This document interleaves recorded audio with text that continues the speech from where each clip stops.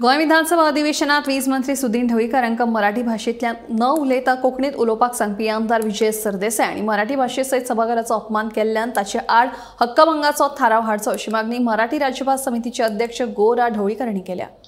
1987 साली जो राजभाषा कायदा विधानसभेने संमत केला त्या कायद्यामध्ये कोंकणी आणि मराठी या दोन्ही भाषांना समान अधिकार दिलेले आहेत। म्हणजे जिथं जिथं सरकार कोकणीचा वापर करेल तिथं तिथं मराठीचाही वापर करण्याचं बंधन सरकारवर आहे।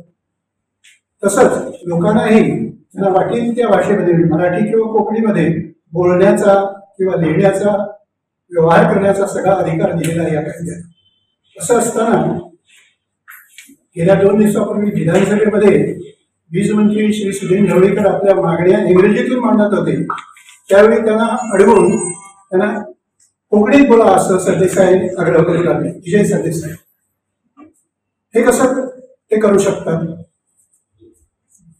सुदीन ढवळीकरनी त्यांना सांगितलं की मी मराठीतून बोलू का? तर नाही, मराठीतून नाही, कोकणीतून बोला। मराठी कुठली? त्या प्रदेशाची भाषा मराठी नाही।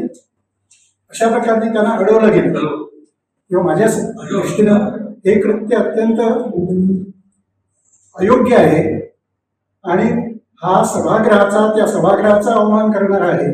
कारण त्या सभागृहातच तो कायदा संमत केलेला आहे आणि मराठी आणि कोकणीला समान हक्क दिलेले आहेत। हा सर्व मराठी भाषिकांचा अवमान आहे, सगळ्या गोमंतकीयांचाच म्हणतो मी, हा अवमान आहे।